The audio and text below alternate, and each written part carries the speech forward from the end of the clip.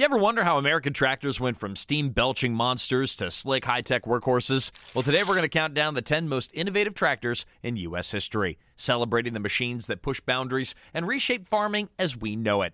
Get ready for a nostalgic ride through early 1900s ingenuity, post-war experimentation, and beyond. Let's jump right into the list. And remember, each tractor has a story worth telling.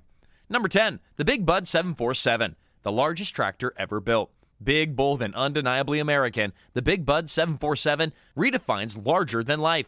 Built in Havre, Montana by Northern Manufacturing Company in 1977, this giant tractor sprawls 27 feet long, stands over 14 feet tall, and tips the scales at roughly 100,000 pounds. At its heart is a Detroit diesel 16 V92 engine rated at 760 horsepower, giving it the muscle to pull massive cultivators up to 160 feet wide. What truly sets the Big Bud 747 apart is the custom articulated frame designed to handle colossal torque loads. Even at such immense size, maneuverability was a priority, an important factor for covering huge swaths of farmland without the hassle of endless turning circles. In action, it could till around 1.3 acres every minute, an astounding feat that once would have required multiple tractors working in tandem.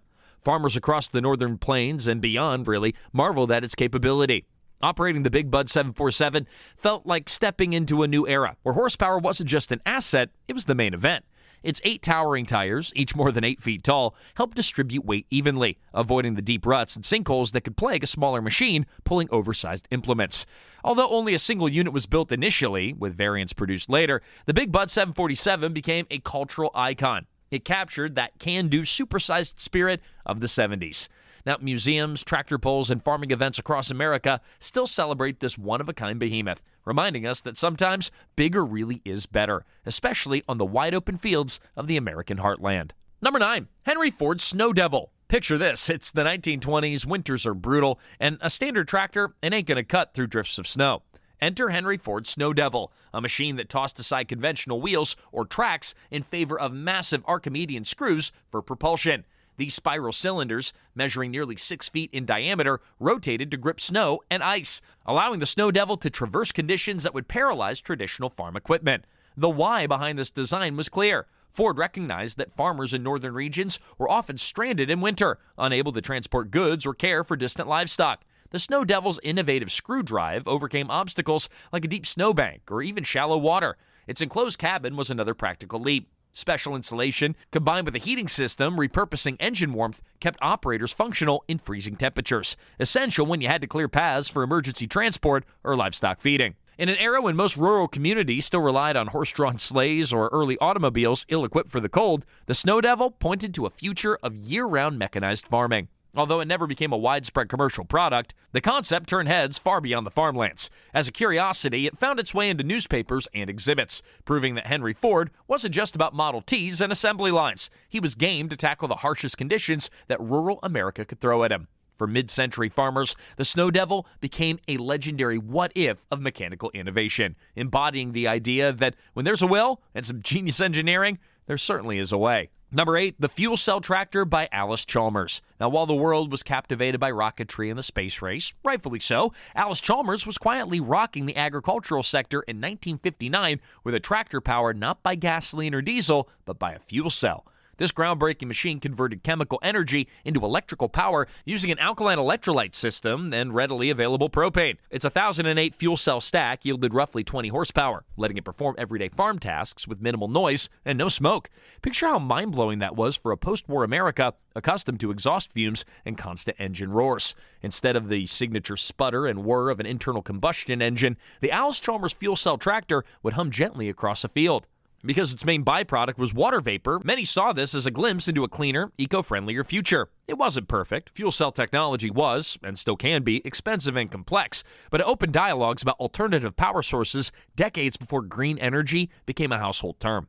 Underneath the futuristic technology was a conventional Alice Chalmers chassis, ensuring farmers who tested it wouldn't feel alien in the driver's seat. Reports mentioned that it performed comparably to a modestly powered gasoline tractor, which made skeptics realize that this was more than just a science fair project. Although it didn't evolve into a mass-market product, the knowledge gained proved valuable for Alice Chalmers and the subsequent engineers that were looking into fuel cell applications. At trade shows and farm expos, the fuel cell tractor was a conversation starter, pushing folks to ask, could this be the farm equipment of tomorrow? Number 7, the Oliver XO121 experimental tractor. By 1953, tractors had earned their place on every American farm, but Oliver wanted to push engine design further. Enter the XO121, a top-secret experimental project aimed at testing the limits of compression ratios and performance.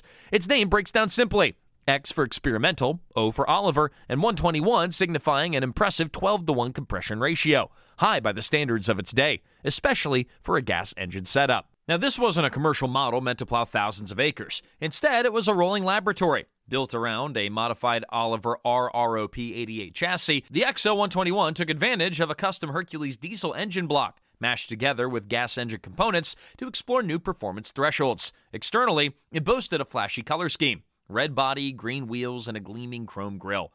That immediately separated it from the brand's usual farmhouse green. Internally, Oliver's engineers tinkered with fuel delivery, valve configurations, and ignition timing to gather data on how higher compression might affect efficiency and power. Although the tractor never hit dealer lots, the XO121 still shaped the brand's future. Lessons learned on that testbed found their way into subsequent Oliver designs, especially as diesel engines surged in popularity across America's heartland. Eventually, the prototype ended up at Iowa State University and then moved to a living history farm, before eventually finding a permanent home at the Floyd County Museum in Charles City, Iowa. For tractor enthusiasts and history buffs alike, the XO121 remains a symbol of the relentless experimentation that fueled American agricultural progress. Number 6, the Case 150 steam engine tractor. In the early 1900s, the American heartland was still reliant on horse-drawn plows when the Case 150 steam tractor thundered into the scene, courtesy of the J.I. Case Threshing Machine Company. Towering as tall as a one-story building, this iron leviathan packed a 150 horsepower punch, enormous at a time when even 20 horsepower was a big deal. Its locomotive-style boiler was perched on springs near the rear axle, a deliberate design to counteract the frequent water refills that steam engines required.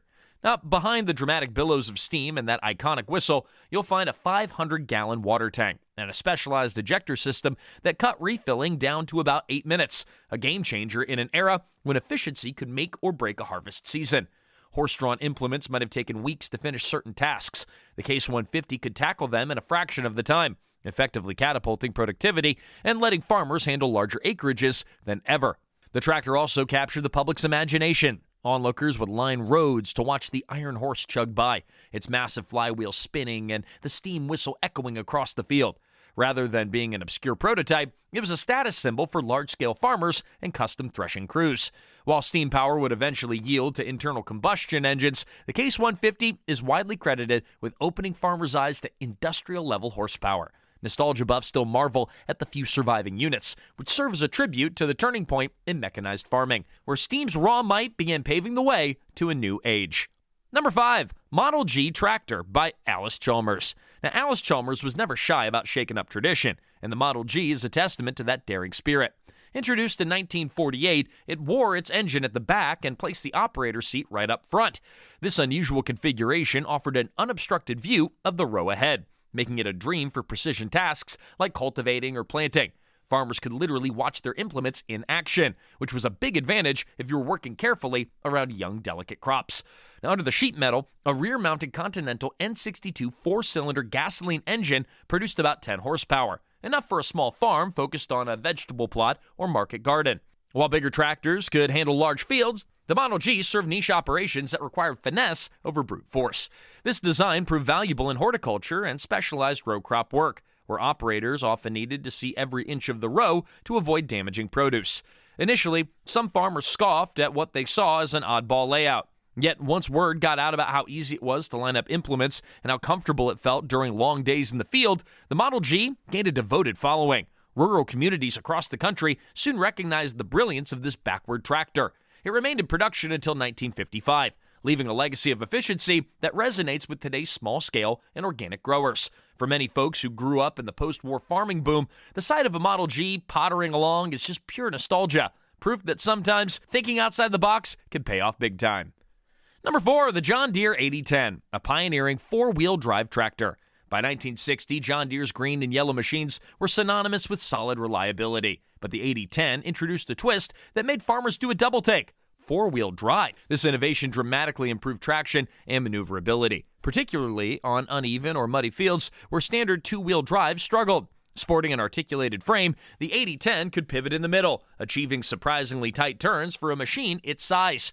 At its core was a robust Detroit diesel 671 engine, a 7-liter, 6-cylinder powerhouse, generating about 215 horsepower. That was a significant figure back in the day. You couple that with a 9-speed transmission, and it offered a range of speeds that could handle heavy tillage or a lighter task, like drilling seeds. However, early adopters discovered some teething pains. The transmission showed vulnerabilities under high stress, prompting recalls and factory modifications. While only about 100 units ever emerged from the factory, the 8010 still carved its place in history. Its real claim to fame wasn't the production numbers, but the concept it validated. 4-wheel drive in a high-horsepower tractor could dramatically boost efficiency. It also offered better weight distribution, reducing compaction and slip. Although later models refined the mechanical kinks, the 8010 paved the way for a bevy of 4-wheel drive tractors that would dominate large-scale American farms in the coming decades. Talk to any John Deere enthusiast of a certain age, and they might recall seeing an 8010 chugging through a muddy field, proving that all wheels pulling together was the future of tilling the land. Number 3, International Harvester's HT T340 gas turbine tractor. When science fiction was all the rage in the early 1960s, International Harvester flirted with a futuristic version in the form of the HT T340 gas turbine tractor. Collaborating with an aviation engineering firm, IH installed a gas turbine that was capable of running at extremely high RPMs, producing a hair-raising, high-pitched whine. This engine could, in theory, operate on a variety of fuels, but generally sip diesel. Inside the cab, the pilot, or operator, found an aircraft-inspired instrument panel replete with gauges and dials not seen in typical farm equipment. Equally avant-garde was the hydrostatic transmission, which rendered traditional gear shifting obsolete and produced a smooth, steady flow of power to the wheels. With that came power steering, which was rare on tractors of the era. Onlookers at demonstrations often described it as the farm jet, an apt nickname for something that seemed more at home on a runway than on a cornfield. Though never mass-produced, the HT T340 was proof of concepts that left a lasting impression. Gas turbines didn't exactly take over agriculture. Complex maintenance and high costs were hurdles that were too big to ignore, but the technology teased the possibilities of lightweight power and multi-fuel capabilities. In the broader scheme, it propelled discussions about advanced transmissions, better ergonomics, and operator comfort. By bridging aviation technology with down-to-earth farming needs, IH proved that forward-thinking designs could spark leaps in innovation. And today, surviving prototypes and archival documents remind us how even the most out-there concepts can spark real change down the line. Number 2, the Massey Harris GP 4-wheel drive tractor. Now, before 4-wheel drive was a buzzword on modern pickups, Massey Harris was already experimenting with it in 1930. The GP, or General Purpose Tractor, tackled a fundamental farming challenge: traction on varied terrain. Most farmers at the time relied on heavy steel or rubber tires powered only in the rear. By distributing torque across all 4 wheels, the GP offered better grip, reduced slippage, and improved stability on inclines. Its high clearance stance was also a revelation. Crop rows vary in height and spacing, but the GP's adjustable wheel settings meant that it could adapt to fields of corn, wheat, or row crops without damaging valuable plants. Under the hood, Massey Harris fitted a robust engine that might seem modest by today's standards, about 25 horsepower. But back then, it was more than enough for a broad range of tasks, from plowing to hauling. Now, the mechanical complexity of 4-wheel drive was no small feat in 1930, and it took real engineering finesse to ensure that each wheel got adequate power without binding or excessive wear. Beyond the mechanicals, the GP advanced operator safety and comfort with a more balanced weight distribution. Farmers found that it had less tendency to rear up when pulling heavy implements, and it handled muddy fields that would have left 2-wheel drive tractors spinning helplessly. Although production was limited and some farmers found it a bit pricey, the GP influenced the evolution of 4-wheel drive technology in larger mainstream models. Its legacy, much like a well-plowed field, provided fertile ground for the next generations of tractors to thrive. And number 1, the Roomley oil pull tractor. Finally, we land on the Roomley oil pull, introduced in the early 1900s by the Advanced Roomley Company. This classic stands out for its signature use of kerosene, instead of the gasoline or steam more common in its era. Unlike the high-maintenance steam tractors that demanded constant water replenishment, the oil pull employed a cooling system that used oil, hence the name, and a design that allowed it to run at a lower RPM, typically about 450 revs per minute. Farmers who tested the Roomley were often amazed at how reliably it handled, even when temperatures fluctuated. Issues like freezing radiators in frigid climates or boiling water in scorching heat were less of a concern. The tractor's modest engine speed also reduced wear, making it famously durable. Many oil pull models remain operational for decades, with some still clattering about at an antique tractor show today.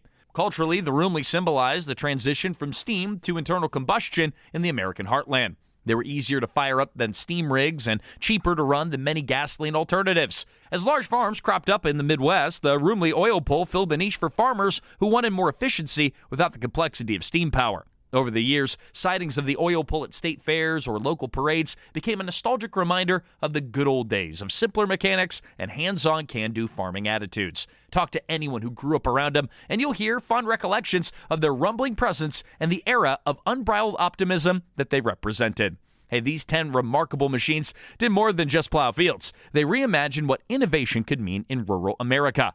Each paved a fresh path toward better performance, adaptability, and durability. And we hope you found this countdown helpful and maybe even picked up a few fun facts to share around the dinner table or at your local tractor show. Be sure to subscribe and hit the notification bell to join us for more journeys through nostalgic farm gear, mechanical marvels, and the stories that shape modern agriculture. Thanks for watching, and we'll catch you on the next one.